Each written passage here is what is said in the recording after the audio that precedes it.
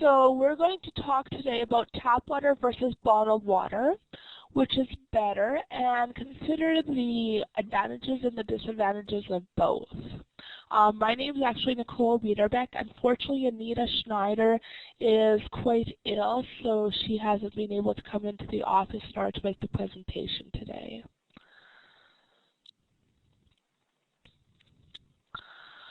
So who are we? Who is the Safe Drinking Water Foundation? The Safe Drinking Water Foundation is a not-for-profit Canadian organization comprised of volunteers, including scientists from universities throughout the world. We also have an office staff that's currently made up of myself, the program coordinator. I coordinate the education programs, and we also have 3 interns currently. Our mission is to encourage the universality of safe drinking water by supporting innovative research and development, to increase awareness of health concerns from consumption of poor quality water, and to act as a policy advocate to ensure appropriate action is taken in order to provide safe drinking water to all people. Safe drinking water in Canada. Drinking water is essential to life, yet it can be a source of exposure to pathogens and chemical, physical, and radiological contaminants. There are guidelines for Canadian drinking water quality, and what's important to note is that there are guidelines, not regulations, as there are in the U.S. and the European Union. In Canada, the responsibility for making sure drinking water supplies are safe is shared between the federal, provincial, territorial, and municipal governments. The day-to-day responsibility of providing safe drinking water to the public generally rests with the provinces and territories, while municipalities usually oversee the day-to-day operations of the treatment facilities. The Federal, Provincial, Territorial Committee on Drinking Water, with equal voting representation from the federal government, provinces, and territories, developed the guidelines for Canadian drinking water quality. Health Canada provides scientific and technical expertise to the committee and has been publishing the guidelines since 1968, so for 41 years.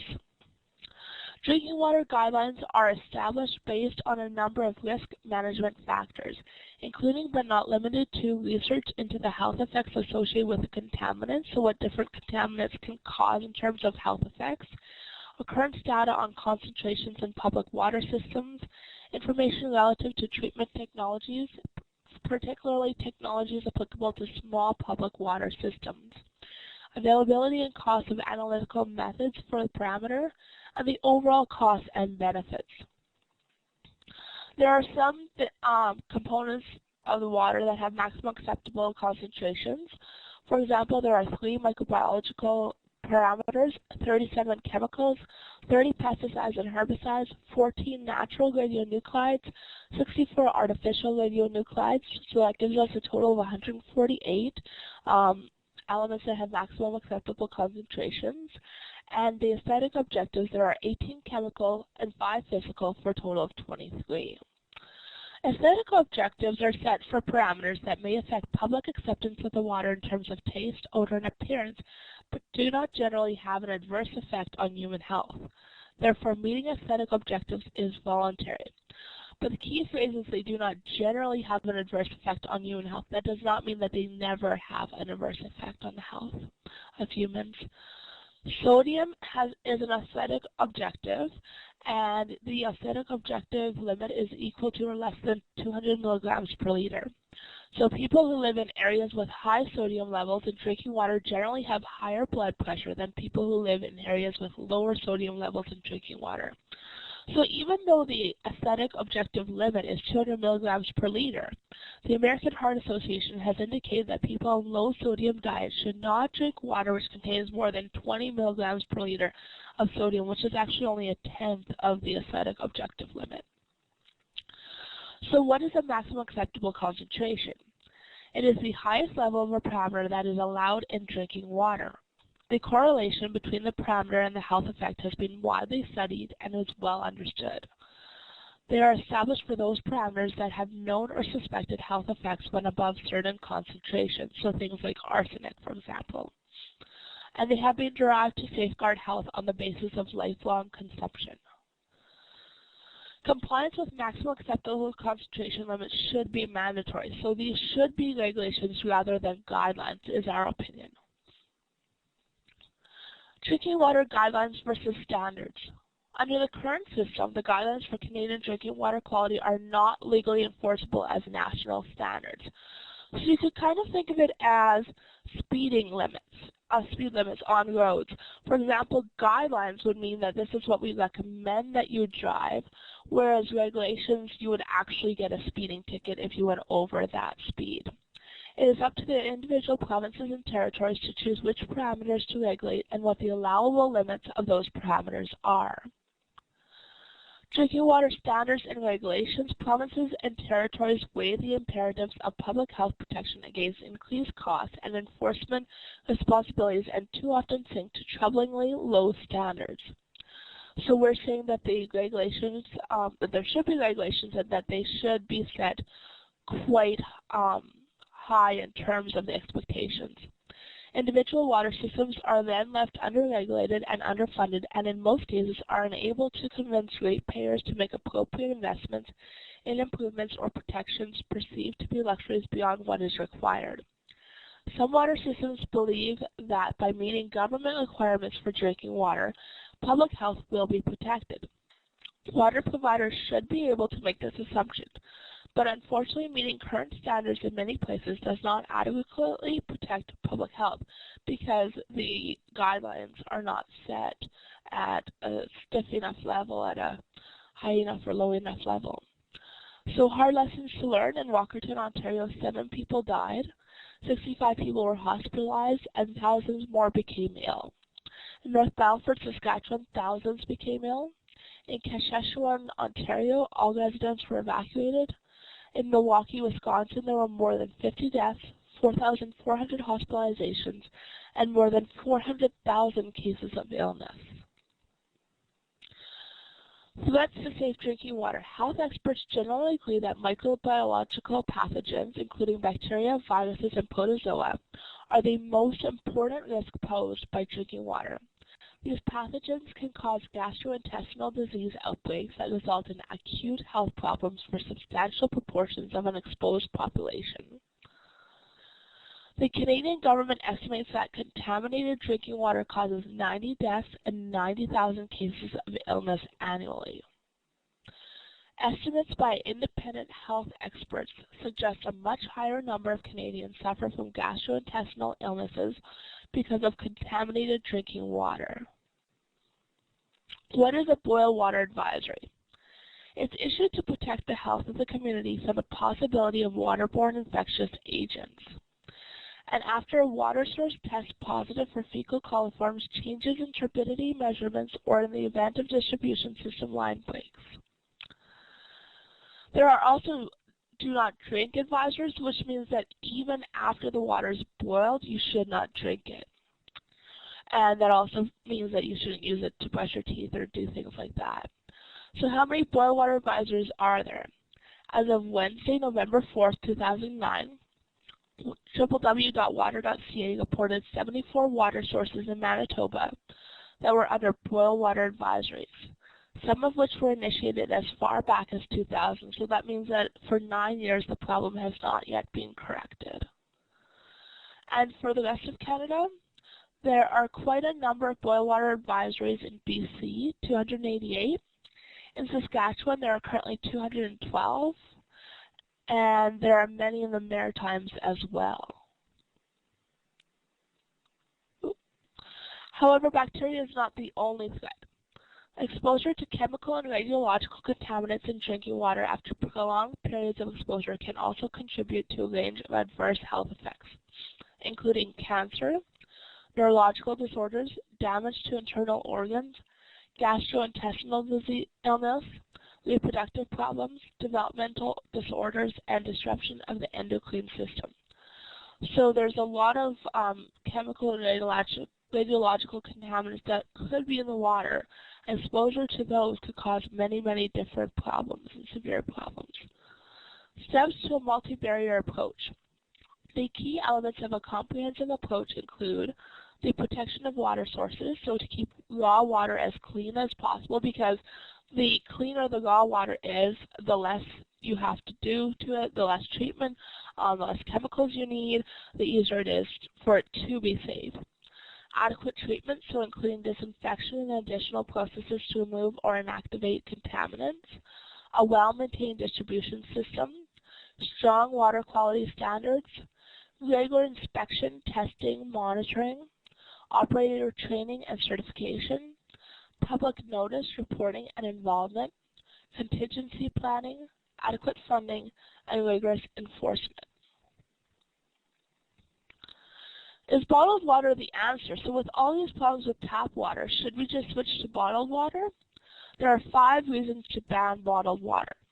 Number 1, bottled water leads to water shortages. Number 2, bottled water creates significant environmental impacts. Number 3, our landfills cannot support bottled water. Number 4, bottled water is not safer. Number 5, water is a human right. And if it's going to lead to water shortages, that's definitely going to infringe on that right. So reason number 1, bottled water leads to water shortages. Canada has 6.5% of the world's renewable fresh water available for use. Approximately 60% of this country's rivers flow northward into the Arctic and Northwest Territories, away from where the vast majority of Canadians live and work.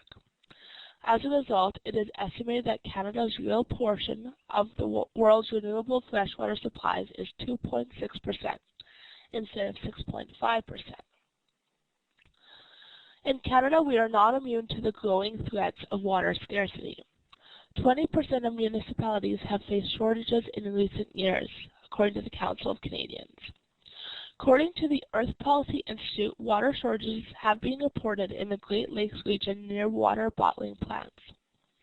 In Guelph, Ontario, Nestle's removal of 3.6 million liters per day is causing a reversal of groundwater flow to the Mill Creek. Large-scale removal of water from local rivers, lakes, and aquifers for purposes of bottling is not environmentally sustainable.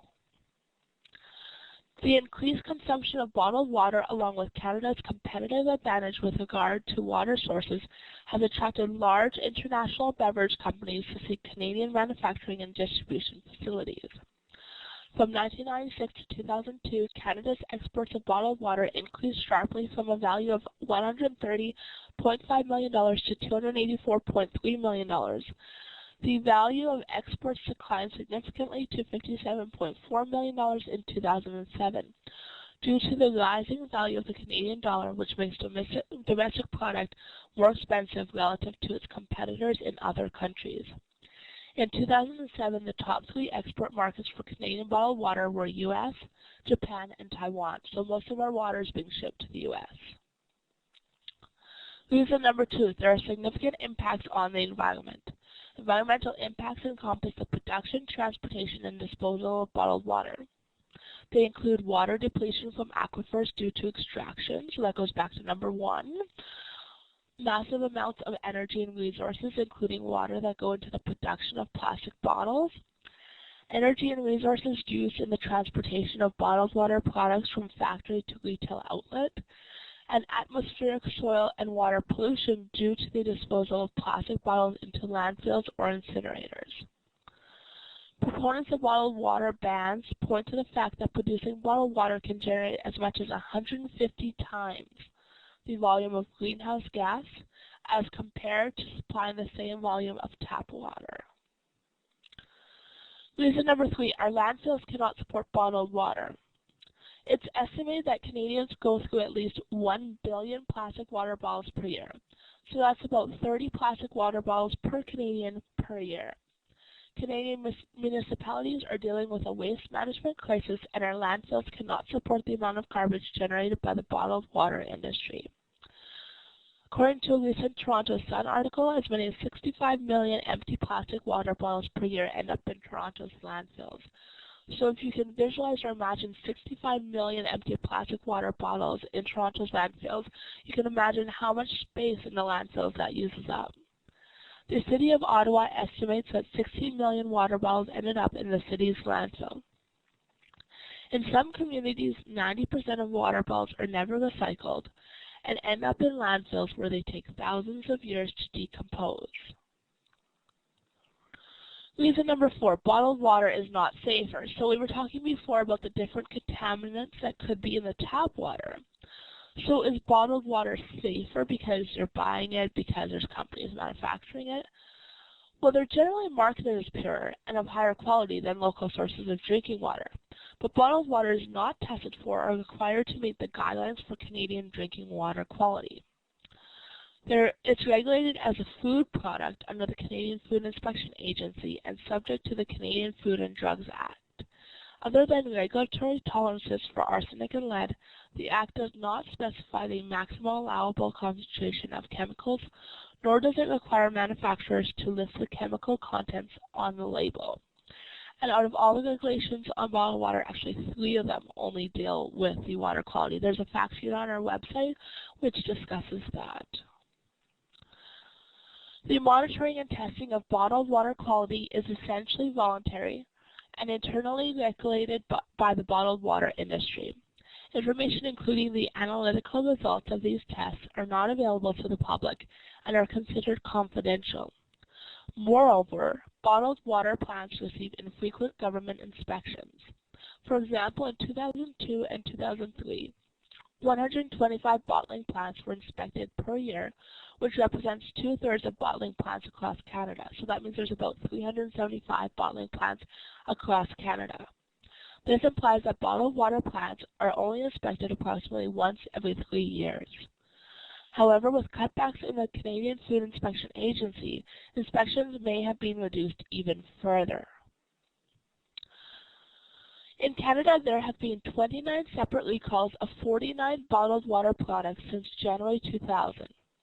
These bottled water products were recalled for several different reasons, including microbiological contaminants such as Pseudomonas aeruginosa and Bacillus cereus, the presence of pathogens, molds, and coliform bacteria, chemical contaminants such as arsenic, lead, and bromate, and extraneous material, including glass. Bottled water ad campaigns encourage consumers to question the safety of public tap water, which is constantly monitored. Ironically, 25 to 40% of bottled waters in the United States are derived from tap water that are subsequently sold to consumers at a much higher price. The most popular brands of bottled water in Canada, Dasani and Aquafina, marketed as purified or processed water, are taken from Brampton's and Calgary's municipal tap system. So basically people are paying around $2 a bottle for something that's pretty much tap water and not regulated as well. Reason number 5, water is a human right. The bottled water industry has grown to a multi-million-dollar industry in Canada. In Canada alone, approximately 1.9 billion liters of water are packaged, and Canadians spent $652.7 million on bottled water in 2005, according to numbers from the Beverage Marketing Corporation. So that's a lot of money that could go to solving other problems in Canada. The federal government spent more than $10 million in the last 3 years on bottled drinking water, and more than $15 million in the last 5 years. So that could improve other things such as health care or food banks or things like that. This money could be reallocated to fund the rebuilding and maintenance of public tap water systems as well, thereby ensuring safe, clean, and affordable water for all. So making sure that public tap water systems and equipment is rebuilt if necessary and maintained properly. Experts speculate that if the trend for bottled water consumption continues, it could lead to the privatization of municipal water supplies. Water is a human right. Every year, over $100 billion is spent on bottled water worldwide. The United Nations estimates that if they had just 1/5 of that money for 1 year, they could cut the number of people without clean water in half. And imagine if they had even more than 1/5 of that money. So there are some links for further reading, and if you would like, I can send you this PowerPoint after the presentation so that you can have these links. The first link that we have here is Guidelines for Canadian Drinking Water Quality from Health Canada. And then Waterproof 2, Canada's Drinking Water Report Card, Sierra Legal Defense Fund, and that talks more about different provinces and how they're dealing with provincial regulations. And The Water We Drink by the David Suzuki Foundation. Safe Drinking Water Foundation information and fact sheets. So we help people become more aware and knowledgeable. We've developed over 40 comprehensive fact sheets covering everything from waterborne illnesses to social justice issues around water to climate change and chlorination. And the majority of these are also available in French, and a few are available as well in the Cree language. And they're all free and downloadable from the website. Students, as our future citizens, must become fully literate in environmental issues if they are going to be properly prepared to make informed decisions for themselves and others. And that's the part that I work on at the Foundation, is the school programs. We are honored to be recognized as Environmental Programs of Excellence by Green Street since 2002. Green Street is a not-for-profit environmental organization, one of which secretariat is the Canadian Teachers Federation. So they're a very strong organization with lots of really good ties. And they help us to provide our programs to teachers by providing us with funding and also a platform to talk about our programs and also to network and connect with other environmental education organizations. And teachers can register their virtual classroom online at www.green-street.ca. And then their school can receive funding and other Green Street resources. So teachers who sign up there can receive our kits free of charge, sponsored by Green Street. So the school programs are available to all schools anywhere in North America. So far, usually the sponsorships have been for Canadian schools, but teachers in the States can definitely purchase our programs. And all lessons can be downloaded directly from our website. And curriculum connections for respective provinces and lessons are listed online. We also have other resources. We have a DVD called Downstream that goes with our Operation Water Drop Kit now. We also have a DVD called Crapshoot that comes along with our Operation Water Pollution Kit. And online we also have lessons and question sheets and answer keys for those DVDs. So our available programs include Operation Water Drop, which is where students test their local drinking water and compare it to a control in the elementary grades. And in the high school grades, they're able to compare their local drinking water to rural, raw, and urban drinking water, and also to compare it to a control and to compare it to Canadian guidelines for safe drinking water.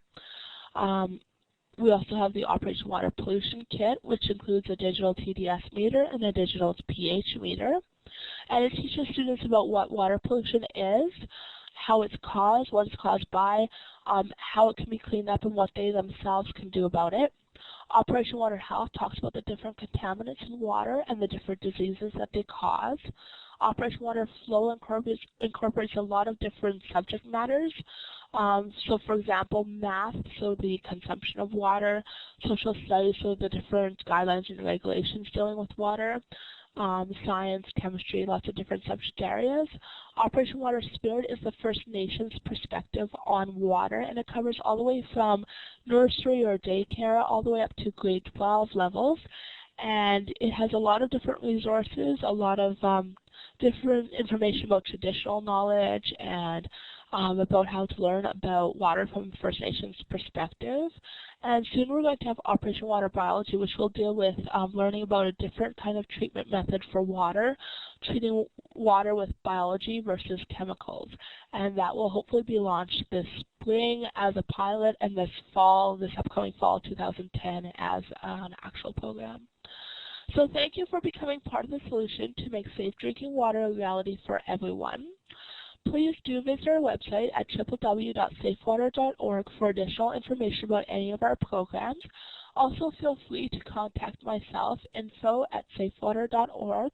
And if you do want the PowerPoint emailed out to you after the presentation, just let me know and I can do that, or I can do that by emailing it to Debbie, and then she would be able to distribute it to everyone, I believe. So now I will take questions from the room if you have any questions. If you just... I'm sorry, your audio came on and then it came back off right away. Nicole, just give me a minute and I'll get questions from the group here and then I'll them on to you, okay? Did you hear me? Yes, I heard you, Debbie. Sure, I'll wait for questions, and I will answer your questions in just a minute when you have them. Thanks.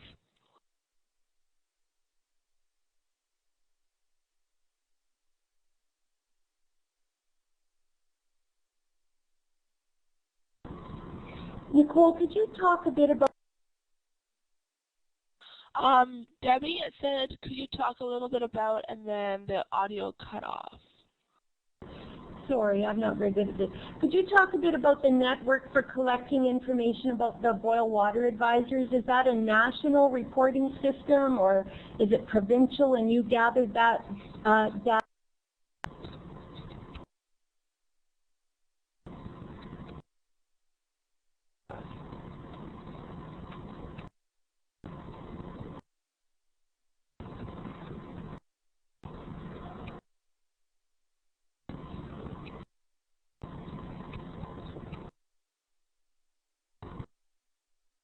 I'm having trouble. I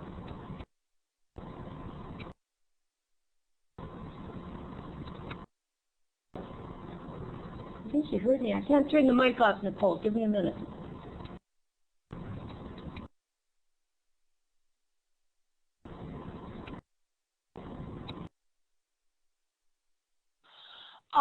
Often they are issued by Health Canada, but not always. And sometimes it depends province by province how they deal with that. For more information, you can email myself or you can email Anita. I will grab her email address for you. Just a minute, please. Anita's email address is SDWF_SCHNEIDER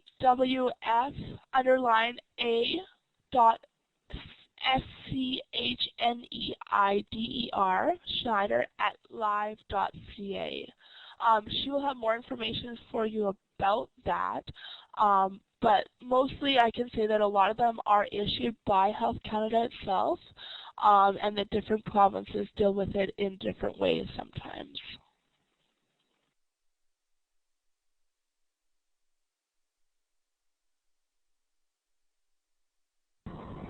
Thank you, Nicole. I think people may direct questions to you folks at the website. And unfortunately, there's no one from the schools here today, but we have shared your information with the school division here, and I hope that they will take advantage of your resources. So keep an eye out for Brandon School Division. Thank you so much for joining us today. I'm happy that our technology worked. Okay, thank you, and sorry again that Anita couldn't be here. I'm sure she would be able to answer your scientific questions in a much more in-depth manner, but you can email her or you can email me and I can pass the emails on to her. As I say, I'm more the education person here, so that's more of my area. Thank you for passing the information on to the Brandon School Division. I do hope that they get kits so that they can educate their students, the leaders of tomorrow, about safe drinking water.